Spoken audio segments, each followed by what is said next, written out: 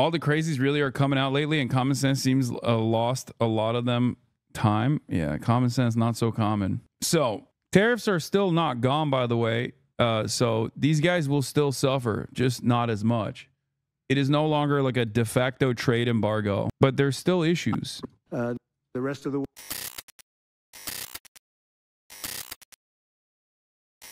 Anyway. All right, let's move on to our big, beautiful deal maker. Once again, making big, beautiful deals. Let's talk about China.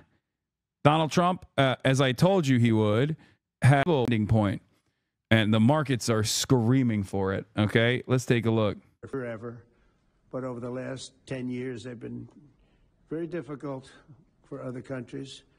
Nobody was able to do what we did, but they stopped, and we take their word for it. Their surrogates and them directly said, we don't want to do this anymore. And so we were satisfied with that. In addition, yesterday we achieved a total reset with China after productive talks in Geneva. Both sides now agreed to reduce the tariffs imposed after April 2nd to 10% for 90 days as negotiators continue in the largest structural issues.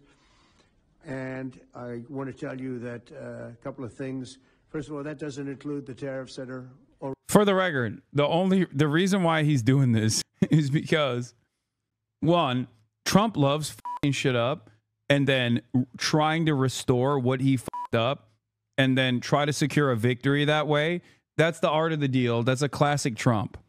Okay? Like, you make a play, you destabilize, and then you fold. But in the process of folding, people go, okay, well, at least you didn't f up everything. Like, thank God he brought this back. And that's the real art of the deal. Okay? That is the real art of the deal. That's how he is. I mean, that's basically how he's conducted himself over and over again, right? Luckily, he's saving the Labubu market for Cutie Cinderella, so shouts out to that. So there's that. Art of the deal, art of the steal.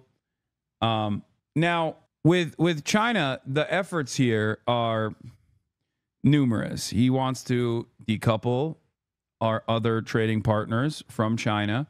He does not want China to be a manufacturing hub. But the real stress point here wasn't necessarily the counter tariffs that China actually implemented to the United States of America.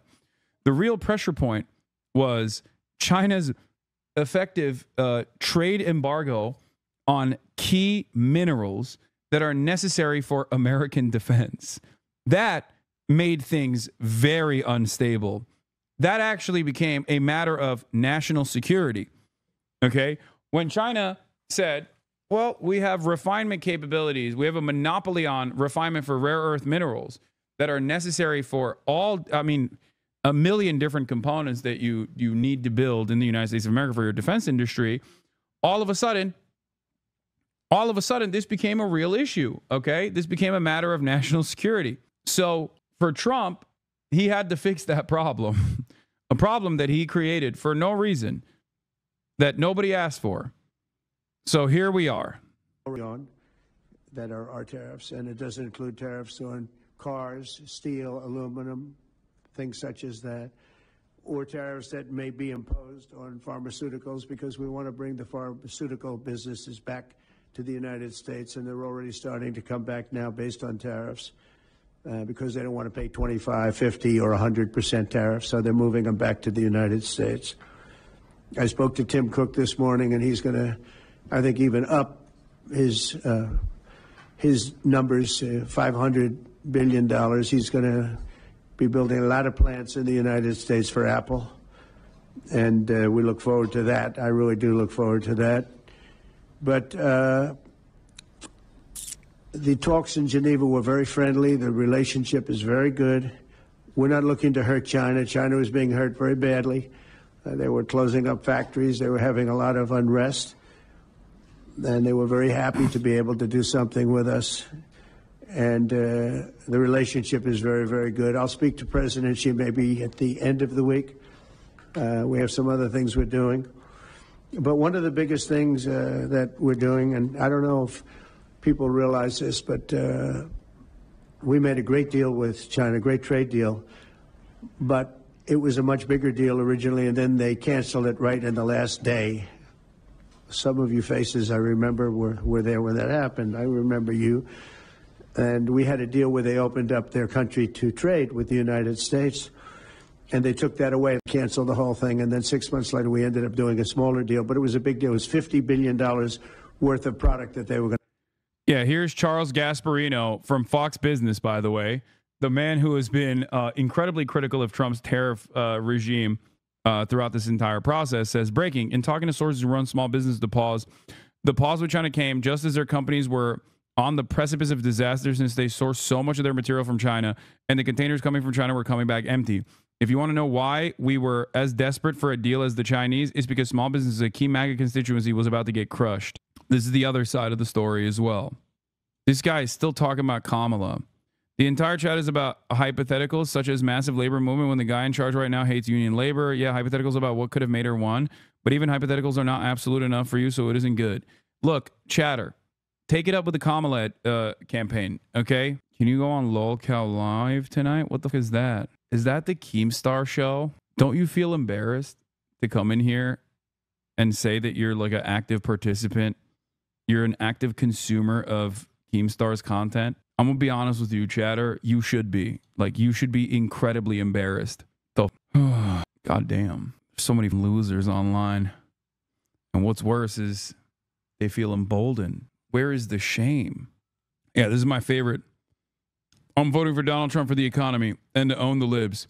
Well, there went my shoe business. I don't understand why the tariffs have to eliminate the de minimis exemption. Why does government punish small businesses in the country knowing full well that Nike and all the big brands will be fine paying the taxes, but Steffi and I get wiped out? All the crazies really are coming out lately, and common sense seems lost a lot of them time. Yeah, common sense not so common. So tariffs are still not gone, by the way. So these guys will still suffer, just not as much. It is no longer like a de facto trade embargo, but there's still issues. The rest of the world. Okay. Every major trader and investor I spoke to today said markets are ripping, not because Trump crafted some great art of the deal with China on trade. Rather, we are back to square one with the country and kicking the tariff war can down the road that averts stagflation in the short term and maybe longer if we get a deal in 90 days. Yes, markets love trade capitulation. Yeah, it's the Trump / subsequent cleanup. This is precisely what's taken place. No U.S. citizen should be detained by law enforcement at the border or anywhere because of their protected speech. ICE and CBP are the enemies domestic that federal officials swear an oath to defend against. Okay, Ari Cohn, First Amendment and defamation lawyer, lead counselor for tech policy from the FIRE org.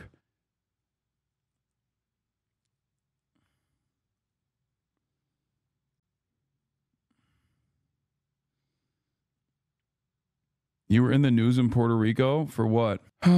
Just a question out of curiosity. Are you in any way, shape, or form scared for your safety given recent events happening in the U.S.? No. Stop asking me this question, please. No, I'm not. Attacks against me from the federal government for exercising my First Amendment rights is not going to stop me, okay? It's not. It's ridiculous. Why the fuck would I capitulate? And you shouldn't either. Do not obey in advance. We still have some norms and a crumb of institutional power here. So until the First Amendment protections are completely eroded, I will do everything in my power to keep speaking truth to power. Anyway, let's continue. Purchase from our farmers, etc. And we agreed to that. People thought it was 15 because they were doing 15. We made it 50 because I misunderstood the 15. I said, you got to get 50. Because when I asked, if you remember the story, when I asked, what are we doing with them? My Secretary of Agriculture at the time, Sonny Perdue, said, sir, it's about 15 billion and we're asking for 15. And I thought he said 50. So I said, so they came back with the deal at 15. And I said, no way, I want 50. Because you said 50. They said, sir, we didn't say that anyway. Bottom line, I said, go back and ask for 50, and they gave us 50. And they were honoring the deal. And we would call them up a lot for the corn and for the wheat and for everything. They were honoring the deal. And then when Biden got in, they no longer honored the deal. There was nobody to call. I would call on an average of once every 2 weeks to say, come on, you have to speed it up a little bit. And our farmers were doing great. I said to them, buy more land and bigger tractors, if you remember. That's what happened. But the deal was a very good deal. But the best part of the deal was that we opened up China. China agreed to open itself up to American business to go in. And it would have been a great thing, I think, for China. They would be able to see things that they haven't seen. They would be able to buy products that they had never been able to buy. Would have been great for American business. I think it would have brought unity between China, better unity between China and the United States. And the bottom line is that they canceled it the last day. We were all set to sign it, and I went a little bit angry. I got a little angry. I said, they canceled the deal. The deal was done. It was all ready to be signed, and people went over. They came back to me, sir, they don't want to sign the opening up China. Well, the biggest thing that we're discussing is the opening up China, and they've agreed to do that. But it's going to take a while to paper it. You know, that's not the easiest thing to paper. But that's the single, I think, to me, some people would disagree. Some people would say we're getting a lot of money with tariffs or whatever. But, you know, especially when you add what we already have. What the are you saying, man? All right, I'm going to skip this. Let's see. To the latest on. Let's get to the actual analysis because I can't listen to him fucking ramble on. All right. So some of the major goals here were some of the stated goals here are obviously very different than what the actual goals were. The actual goals were to try to apply pressure to China's other trade partners that we also trade with in an effort to decouple them from China.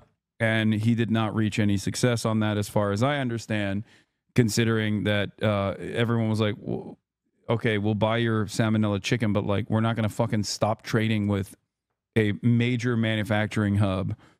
Okay. As far as capitulating and dialing back the tariffs regime, I mean, he didn't really get anything in return. So this was an incredibly this was just an incredibly stupid thing that he did. That was an exercise in futility. And as I told you, China would come to the table to after a period of instability that every outlet is going to present as China caving to the brave and mighty American art of the deal guy, Donald Trump. As the New York Times did this morning, predictably, China is now coming back to the table to reassert stability in terms of global trade. On the president's trade war, and news breaking overnight that China and the U.S. have reached a short-term agreement. Our senior political correspondent, Rachel Scott, is tracking the latest on this trade deal. Good morning, Rachel. Michael, good morning to you. And this is a breakthrough in talks between the world's two largest economies, but it's also a dramatic retreat from President Trump's 145% tariffs that he imposed on Chinese imports. After all of the tough talk and hard lines, both sides agreeing to dramatically roll back their tariffs, at least for now. This morning, the Trump administration emerging from a marathon weekend of negotiations, announcing the U.S. has reached a trade deal with China to significantly lower most tariffs for 90 days. We have reached an agreement on a 90-day pause and substantially moved down the tariff levels. The U.S. agreed to roll back its steep 145% tariff on Chinese imports to 30%. There is something really interesting about how the New York Times very quickly wrote a report on how China was on the verge of failure and on the verge of collapse, and that Donald Trump's actions actually caused them to capitulate and come to the table and backtrack on everything. And it's like, I don't know how you can see it as that. Also, you are the motherfucking New York Times. Why are you saying that? Okay? Here's Bloomberg Business with a very different and clear-cut approach. And saying Xi Jinping's decision to stand his ground against Donald Trump could hardly have gone any better for the Chinese leader. He did. This is why, look, there are brilliant analysts who are incredibly well-read, but one thing actually ruins their perspective, and that is their inherent Western bias. their refusal to understand how the Chinese government operates, and their refusal to ever entertain China as a reasonable state actor instead of like this belligerent state that is constantly on the verge of collapse. I'm telling you right now, this is the reason why a lot of Western analysts who are incredibly well-read routinely fucking fail to call this shit in the way that someone, myself, not as well-read, total dumbass, himbo, can actually call ahead of time what is going to take place. Okay? I'm not like brilliant or anything. I don't have the gift of foresight. I simply am looking at the situation and not assuming that China is on the fucking verge of collapse as this like despotic dictatorship that's gonna crumble any day now. Okay? That's it. I'm not a fucking oracle. So why is the New York Times still doing this shit? Why is the New York Times still making it seem like this is a major W for Donald Trump? Because that's what they did. The Daily basically did that today. In at odds with the reality, at odds with everything that we have seen thus far, and also at odds with like other analysts that aren't playing this line. Yeah, this is the article title. This was the New York Times assessment. A vulnerable China comes to the table. So, have you? The negotiations between China and the U.S. have implications for a global economy rocked by President Trump's tariffs. What a stupid way to cover this. What a stupid and wrong way to just use the paper of record to do normalization for a abnormal president. It blows my mind, okay? New York Times journalists also said Trump receiving a plane isn't corruption. This is not specifically quid pro quo. It is corruption, and I'm here for it, by the way. Who blinked first? How the U.S. and China broke their trade deadlock? Wait, what did the Financial Times say? I want to see, because it's probably one of the best newspapers. I'd be shocked if they actually took an approach that said, like, do we have an archived paywall post for this? Hold on. Paywall remover. Let's see. Financial Times is probably the best newspaper. I'll be honest with you. Like, out of all of the major newspapers, they are the one that routinely has done fantastic coverage both on Gaza. What is happening here? Okay. All right. The first meeting to break the U.S.-China trade deadlock was held almost 3 weeks ago in the basement of the IMF headquarters, arranged under cover of secrecy. U.S. Treasury Secretary Scott Bessent, who was attending the IMF spring meetings in Washington, met China's Finance Minister Liu Fuan to discuss the near-complete breakdown in trade between the world's two biggest economies, according to people familiar with the matter. The previously unreported encounter was the first high-level meeting between U.S. and Chinese officials since Donald Trump's inauguration and the launch of his tariff war. The talks culminated this weekend in Geneva with Bessent and He Lifeng, China's vice premier, agreeing a ceasefire that would slash respective tariffs by 115 percentage points for 90 days. Despite both sides warning that they are willing to dig in for the long haul, the truce proved easier and faster to agree than expected. One overriding question has significant implications for the negotiations to come. Did Beijing or Washington flinch first? Trump on Monday claimed victory, saying he had engineered a total reset with China. Bro, you started it. Dude, this is the same exact thing that Trump dick riders did initially, where Trump dick riders were like, oh, tariffs are going to be good, actually. And then when he reversed all the universal tariffs that he had slapped on and like lowered them to 10%, he was like, art of the deal, sir. It's like, okay, why did you want the tariffs initially if you're going to say art of the deal when he dials back? Like, what the fuck? Meanwhile, Hu Zhijing, the former editor of the National Communist Party tabloid, The Global Times, said on social media that the deal was a great victory for China. The U.S. has chickened out, said one popular Chinese social media post of the deal. Economists agreed that the U.S. might have overplayed its hand by raising the tariffs too quickly and too high. The U.S. blinked first, said Alicia Garcia Herrero, chief Asia-Pacific economist at French investment bank Natixis. It thought it could raise tariffs almost infinitely without being hurt, but that hasn't been proven right. The U.S. and China had each argued that the other was more vulnerable to the tariffs, but the speed with which they unwound the levies in Geneva suggested the trade war was inflicting severe pain on both sides, she added. A hard decoupling of the world's two largest economies was threatening job losses for Chinese workers and higher inflation and empty shelves for American consumers. Craig Singleton of the Foundation for Defense of Democracies, a think tank... Oh, God. the worst, by the way. FDD is awful. A think tank in Washington said it was striking how quickly the deal had emerged, suggesting that both sides are more economically boxed in than they let on. While Beijing stood toe-to-toe with Washington in fighting Trump's tariffs, Chinese negotiators still have more work to do to level the playing field. The U.S. still retains much higher tariffs on China than on any other country. Capital Economics calculated that the total U.S. tariffs on Chinese goods would remain about 40%. After the ceasefire with Chinese tariffs on the U.S. would be about 25%.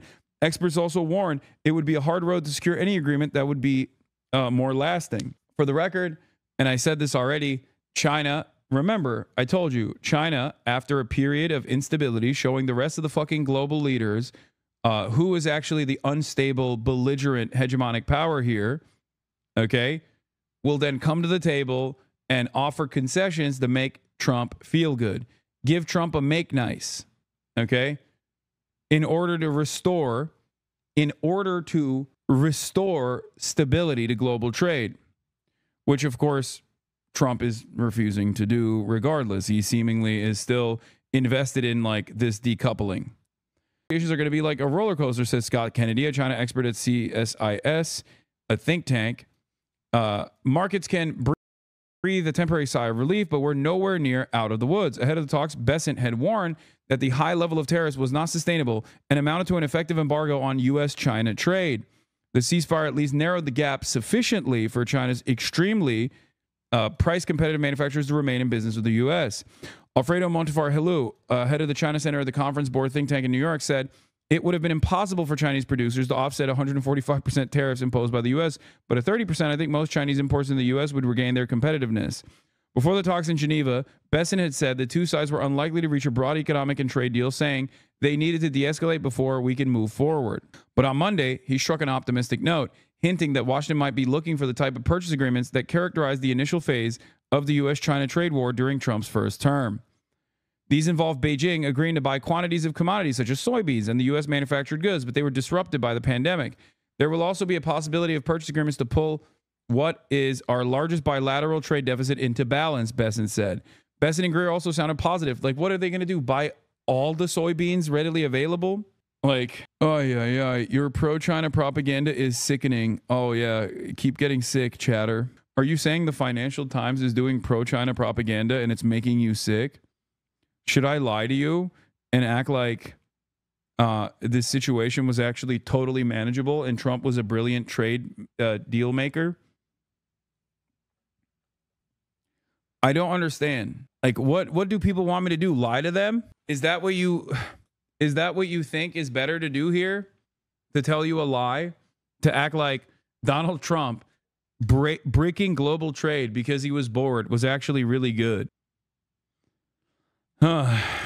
Listen up, President Xi. I'm sorry. Based. That's the real. Yeah, if you want someone to fucking tell you, serve you a lie about how awesome and brilliant Trump is, Asmongold's down the road, you know? Next door. He's next door serving that good slop that people want to hear. Seemingly, a lot of people would rather be deluded into believing in a completely alternative reality than to make a assessment on cold, hard truths. The upside surprise for me this weekend was the level of Chinese engagement on the fentanyl crisis. He said the Chinese delegation included an official who had very robust and highly detailed discussions with someone from the U.S. National Security Team. For Beijing, a fentanyl deal could erase 20 percentage points of remaining tariffs imposed by Trump, placing China roughly on a level playing field with other countries exporting to the U.S. China would still face the fentanyl stuff is the funniest. I know you seeing these. Dude, it's my most annoying. Okay, here, take a week off. I'm sorry. One of the things that annoys me the most is like when chatters go, I know you saw my post. I know you saw my post. Respond to me. There's 40,000 people in here, man. Jesus Christ. Asmon briefly floated suing me. Wait, what? For what? He says you defame him? About what? I defame him for what? Saying that he doesn't take a shower? No judge is going to look at that situation and go, yeah, this is actually defamation. Judges are going to look at that and be like, dude, are you fucking serious? Come on, dog. I don't think you take a shower either. What do you mean? Are you going to sue me next? I'm the judge here. Yeah, judge is going to take one look at that and be like, yeah, based. It's funny to see Asmongold also turn into Ethan Klein. like trying to be litigious and shit. Has your detention made you more empathetic towards the imprisoned? What are you talking about, dude? My conditions were not the same as someone who's in prison. Also, I'm already maximum empathetic to people who are in prison. So anyway, where was I? Let's continue. Even with this, the fentanyl stuff. The fentanyl stuff is extra funny. The fentanyl stuff is extra funny because, like, virtually everyone knows the fentanyl stuff is just bullshit. Like, it's not bullshit that fentanyl is coming into the United States of America, but it is like a bullshit reason to try and start a trade war. You know what I mean? So everyone is basically trying to be like, listen, big dog, we got you. We'll do this thing that you want us to do. We'll really deal with the fent stuff. Even with this respite, economists caution that the bilateral relationship will remain troubled, with Trump's unpredictable policymaking expected to drive China to continue to diversify its exports market and try to stimulate more domestic demand. Chinese exporters were also probably use the 90-day window for negotiation to front-load more exports in the U.S., which could lead to another surge in China's trade surplus with the country. A durable resolution remains challenging, given the complex bilateral relationship, said Robin Xing, economist at Morgan Stanley, in a note. Anyway, yeah, Trump is doing expert level tactics. Congratulations, sir. Thank you so much for scaling back the onslaught of global trade for no discernible reason. China agreeing to lower its tax on American goods from 125% to 10%. For weeks, the president has been defiant about keeping his tariffs in place, even as markets tumbled and retailers warned their shelves could go empty. I know what the hell I'm doing. I know what I'm doing, and you know what I'm doing too. China took a hard line too, insisting no matter how long the trade war lasts, will never yield. But just as both sides touched down in Geneva, Switzerland for those high-stakes talks, the president with a change in tone, suggesting he would be willing to drop his tariffs even lower to 80%. The deal the U.S. reached is much lower than that. We concluded that we have shared interest. The consensus from both delegations this weekend is neither side wants a decoupling. On Wall Street, stock futures surging as the U.S. and China return back to the negotiating table in hopes of reaching a long-term deal. So investors are rejoicing this morning, but the full economic impact of this on and off again trade war still remains very unclear at this point. That question will be answered likely in 90 days as these two sides continue their negotiations, Michael. Yeah, still a lot of that is still unclear, Rachel. But Rachel, the president posting on social media that he will sign an executive order aimed at lowering prescription drug costs. Yes, Michael, the president says he'll be signing that executive order in just a few hours before he heads off on this foreign trip. It is aimed at lowering the price of prescription drugs. The goal here to force pharmaceutical companies to charge. First of all, it's so funny for Donald Trump to try to do this through tariffs, which is, of course, inflationary. But also, dog, the reason why pharmaceutical drug costs are so expensive in America is because we don't have mass purchasing, and up until recently it was already illegal. Like, it was illegal for even the VA, which is one of the only nationalized healthcare structures that exists. It was illegal for the VA until Obama to even fucking lower pharmaceutical price at the point of purchase through mass purchases. We are the only country on the fucking planet that does not engage in this process, by the way, in the developed world and even in the underdeveloped world. So if you want to actually lower pharmaceutical costs, which I'm on board with, oh my God, 100%, you have to force the pharmaceutical companies to lower the costs at the point of purchase. You have to literally tell them, like, you can't do this. You cannot increase prices. China does it. Everybody does it. It's not unique to China at all. He has to implement.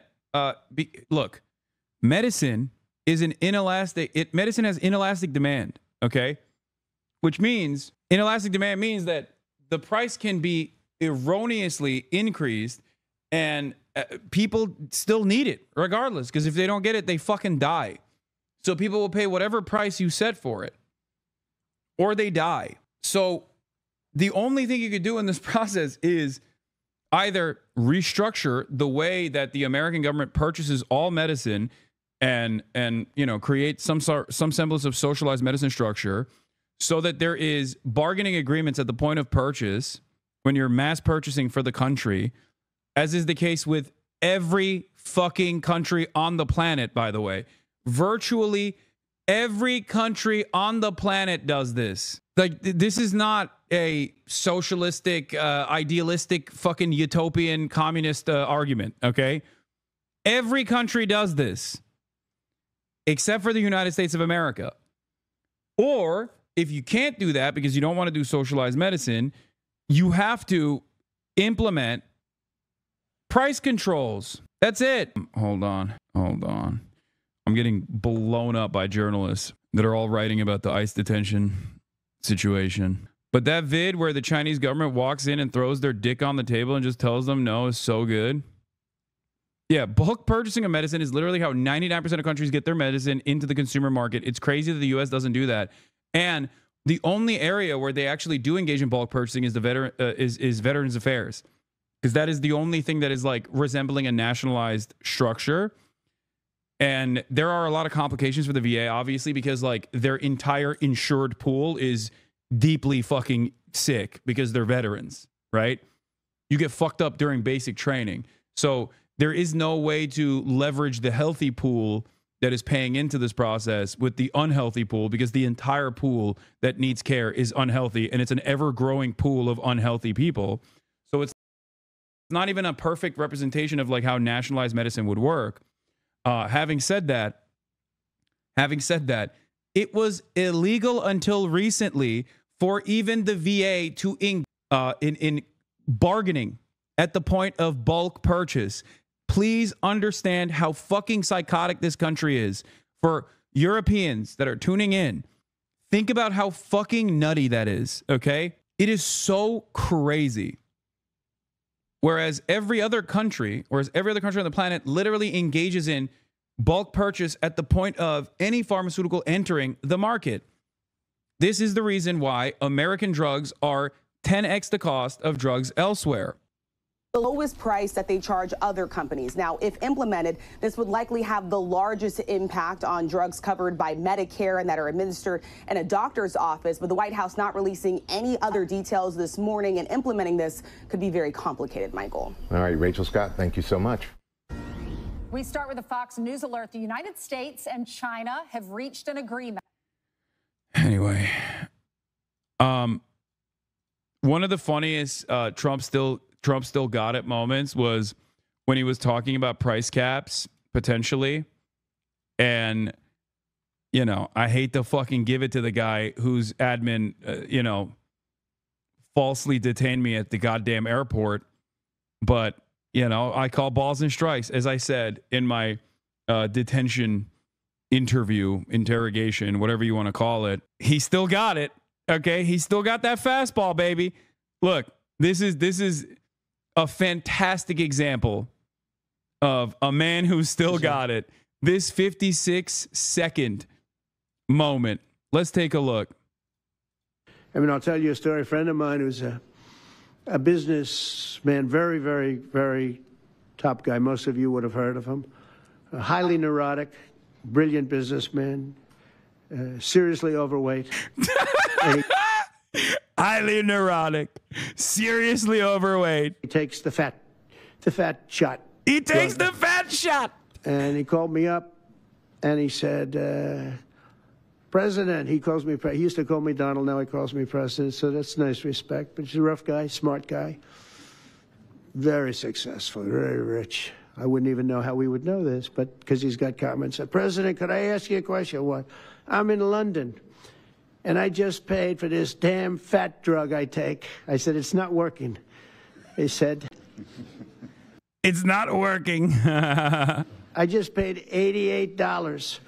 And in New York, I pay $1,300. What the hell is going on? Dude, fucking amazing. No notes. 10-10. Also, the other side of this story that I find insane is that, like, these fucking global multinational conglomerate owning billionaires are shocked at the price disparity in the European markets for what I already explained to you, which is socialized medicine, an important aspect of socialized medicine. It's like, really? That's what it took for you to comprehend that like shit is incredibly fucked up in America? Like how? Like, what, are you that stupid? This is the type of story that reminds me that some of these guys are not like as, I don't want to say they're not as evil because their output is still pretty evil, but they're more stupid than they are deliberately evil. Okay. Because you operate under the assumption that like everyone is aware of these things that I'm aware of, that you're aware of, right?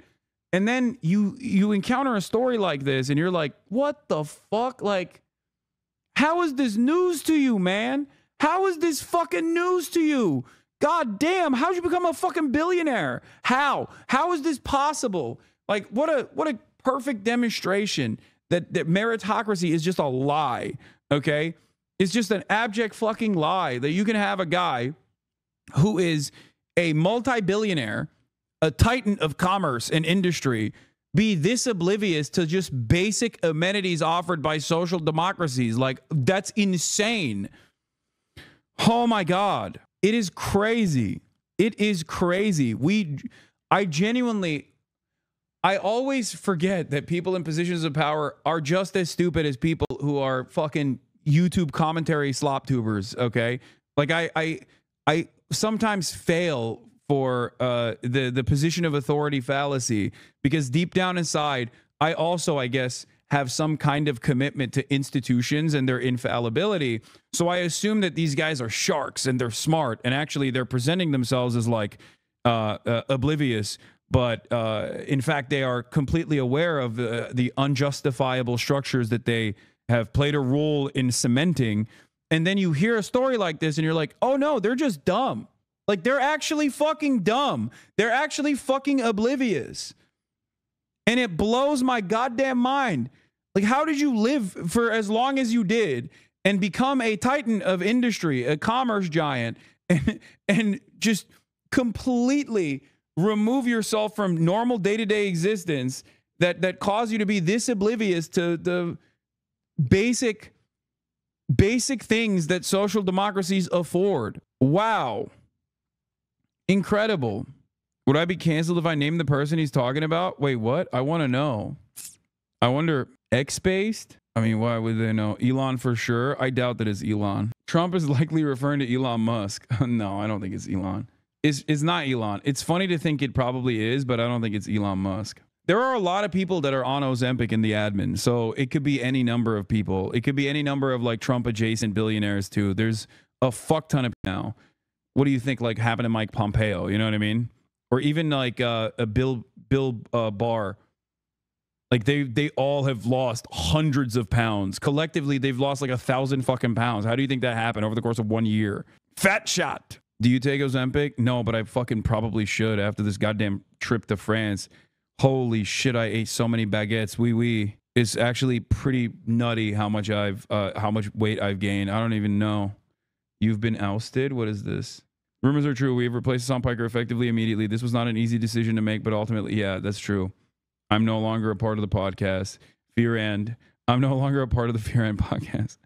Defending rights and dissent. Our policy director, Chip Gibbons, on the detention of streamer Hassan the Hun. We are deeply disturbed that CBP is stopping political commentators at the border to interrogate them about the First Amendment protected activities. Such an abuse of power is an affront to press freedom. Hell yeah. I don't know why the fuck they did that. It's so dumb. I still think about that. I assume it was so that they can just like, I assume it's so that they can say like, that I tell the tale and then like there's more of a chilling effect on speech. But I feel like this is going to backfire on them. You know what I mean? Like, why the fuck would I get intimidated by this? You know what I mean? I'm one of the worst people to do this to. Especially because I'm a high profile person. Like, people are going to fucking write about this. Do you weight gain quickly? Yes. Is there a chance you're overreacting and this was a normal process? Or maybe not, but the people reacting to it? Yeah, it's a totally normal process to stop someone and ask them how they feel about Donald Trump, an American citizen, at the point of entry into the fucking country. Do you think it's a normal process, chatter? Like, they didn't ask me. They had nothing. They had no reason to stop me. I'm a U.S. citizen walking into my own country. What the fuck are you talking about? It's the least normal thing you can do. It wasn't normal when they were doing it to like random Afghan nationals with American citizenship, but it's certainly not normal to do it to an American citizen. You know what I mean? I traveled internationally and was asked a few questions. I was like 15 years old. What? Bro, the questions that they asked me were not normal questions. They were all directly related to protected First Amendment activities, okay? As a political commentator, it wasn't a random stop either. Asking me about fucking Twitch bans and shit. Being in contact with Hamas. Do you think that Hamas's resistance is honorable? Do you think Hamas's resistance is good? You know what I mean? You think these are fucking normal questions to ask a random person that they randomly stopped? Do you think that's what happened? That's crazy. Anyway, yeah, also they didn't like stop me. They literally took me to a detention area. To slash tariffs on each other's goods, complete with a 90-day pause for future negotiations. Lucas Thomason is live in Saudi Arabia ahead of President Trump's visit there with the details. Good morning, Lucas. What can you tell us? Well, good afternoon from Riyadh, guys. Before President Trump arrives here in Saudi Arabia tomorrow morning, big news on the trade front. A trade deal has been announced with China, an agreement to slash tariffs. People are going to try and minimize it now to pretend these things aren't happening. I know. All of the media is going to write about it. Meanwhile, all the slop tubers are going to be like, oh, it's fake. It's normal part of the process. It's perfectly normal, perfectly valid. More of it should happen. He should go to CCOT. You know what I mean? He should go to fucking CCOT, actually. He's a terrorist. Did you say you don't like Donald Trump as you believe? Yes, I did. And on the question of Hamas and the Houthis, I kept saying they're recognized as terrorist organizations by the State Department. That's what just kept repeating that over and over again. And whenever they asked me about like how do you see an end to Israel's war in Gaza or whatever, I was like, I don't care. I'm on the side of humans. I'm on the side of humanity. I'm on the side of fucking civilians not dying. Over and over again.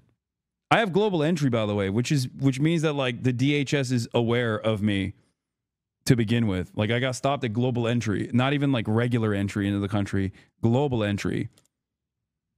Here's President Trump's trade rep Jamieson Greer speaking in Geneva. We come to agreement that our reciprocal tariff rate will go down to 10% on the United States side, so it goes down 115%. We enter into a 90-day pause period for negotiations, which both the Chinese and the United States are very committed to, and the Chinese on their side also go down 115% to 10%, and they remove the countermeasures that they have in place. So tariffs are being slashed, and here's President Trump's Treasury Secretary Scott Bessent speaking alongside Greer in Geneva. Neither side wants a decoupling. And what had occurred... That's weird. That's news to me because it felt like this entire process was so that we would do a decoupling. You should have live streamed it. Chatter, it's a fucking Faraday cage. When you go into the interrogation room, it's a Faraday cage. There's no service in there. Yeah. I like that these guys are like, there's no decoupling. We didn't mean that when we said it over and over again. And when we made those demands to our trade partners, that was just a joke. We were just memeing about that. With these very high tariffs, as was the equivalent of an embargo, and neither side wants that. We do want trade. We want more balanced trade. And I think that both sides are committed to achieving that.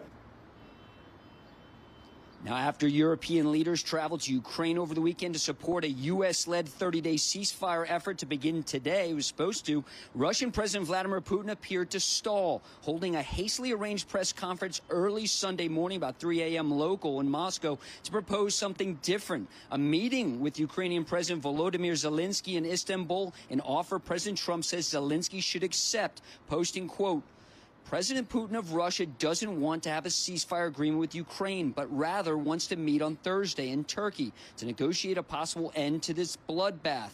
Ukraine should agree to this immediately. At least they will be able to determine whether or not a deal is possible, and if it is not, European leaders and the U.S. will know where everything stands and can proceed accordingly. I'm starting to doubt Ukraine will make a deal with Putin, who's too busy celebrating the victory of World War II, which could not have been won, not even close, without the United States of America. Have the meeting now.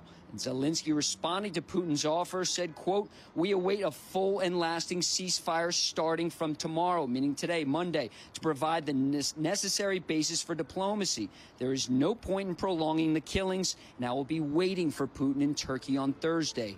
Personally, I hope that this time the Russians will not look for excuses." Now, here's President Trump on the India-Pakistan ceasefire mediated by the White House, led by Vice President J.D. Vance and Secretary of State Marco Rubio. The president posting, quote, "While not even discussed, I'm going to increase trade substantially with both of these great nations. Additionally, I'll work with you both to see..." He's trying to put W's on the board so bad. Probably not a Faraday cage. They use jammers. Okay, whatever. Jammers. If, after a, quote, 1,000 years, a solution can be arrived at concerning Kashmir. God bless the leadership of India and Pakistan on a job well done. So President Trump will be arriving here in Saudi Arabia tomorrow. You are so canceled for comparing Israel to India to Israel. Suck my dick, dude. Canceled by what? I'm over here getting canceled by the fucking federal government, dude. What are you talking about? Oh my God, dude. Shut the fuck up, please. Tomorrow to begin the signing of billions of dollars worth of deals. And before he leaves the White House this morning, guys, the president will be sitting down to sign an executive order to lower the cost of prescription drugs. Guys? Lucas, it's almost impossible to think that we're looking at 5 major stories at one time. Right from the region the president's about to go to, right? There's no question, Brian. Very busy day yesterday when these were all announced. And also something to look at on this trip is Syria. You know, the Trump administration wants to keep Iran out of Syria, doesn't want it to be a forward operating base like it was for 50 years under the Assad regime. That's one more thing. So maybe we're up to 6 now, Brian. But President Trump's going to arrive here tomorrow. They're expecting billions of dollars worth of deals to be announced, including artificial intelligence and, of course, arms sales as well. Yeah, I'd rather not be a Russian hub either. That would certainly help. Appreciate it, Lucas. It's incredible what President Trump has done over the weekend. He brokered that India-Pakistani ceasefire. He got Zelensky and Putin to go to the table. Putin said, "I want to..." Why didn't you stand on your principles more firmly when questioned at the border instead of opting to dodge the questions? I missed the beginning of the stream. Can you explain detail your detention? Do you stand on your principles and just say the cause of Hamas are honorable? Did you say you don't like Donald Trump as you believe? Why didn't you stand on your principles more firmly instead of trying to dodge the question? This actually reminds me of Russia now. You can no longer say what you believe in. Even if it's a great cause, you will be imprisoned. Why didn't you stand on your principles? I love Redditors so much, dude. Yeah, I should have debated him further, which I did. Unironically, I did. Is this your interrogator? I think dealing with dumbasses in my chat and drama baiters in my chat have actually trained me for this very moment. Like having to constantly engage with debate lords makes it easy work to deal with like a fucking ICE or CBP guy. You know what I mean? They're having a rough time because they wanted to punch the air and celebrate that you got held, but realized, no, wait, that's fucking terrible optics. So they're coping so hard. Yeah. Yeah. If I was Ethan Klein, I would be like, Ethan is the reason why I got fucking stopped by Customs and Border Patrol. Like, I'd make a YouTube video complaining about how Ethan Klein directly called Customs and Border Patrol on me. No evidence whatsoever necessary. You know, my way or the highway. If you don't actually agree with me, then you love that I got detained. CBP. I literally think he is. Why do you think they had specific questions about your bans and shit? What are you, fucking crazy? They had those specific questions because I'm sure I have a fucking document somewhere in the Department of Homeland Security ready to fucking rip at any moment of detention or apprehension. Yeah, they have a bunch of they have a bunch of notes to hit. What was shocking is that would that would be a part of the questioning for ICE or Department of Homeland Security. Like that in and of itself is shocking, because it's like they're getting their nose from fucking Redditors and Reddit drama, which is crazy. And with you, Zelensky, on Thursday, and President Trump encouraged Zelensky to do that on Truth Social, and then they both agreed. And then also the U.S. and China trade deal. Lucas didn't mention that the 20% duties on Chinese imports relating to fentanyl will remain in place, meaning the total tariff on China stands at 30%. And then, of course, you got the last living American hostage as Absolutely. well. That has finally been negotiated, that he's going to be released. So, I mean, he's firing on all cylinders. Maybe we finally get the market. Yeah, same way they used Twitter to bomb that quarry in Yemen. Exactly. It actually is shocking that they would, like, CENTCOM using fucking random Twitter OSINT people to find like priority targets is also shocking. Just like this shit. I know what I also like? Not like they caved first, they caved second. They said that it is just, we're at 145, 125. Now we're at 30 and 10. And these are some of the details. And one of the things that Scott Bessent said in particular, China brought up to them, we have not had talks about trade in 4 years.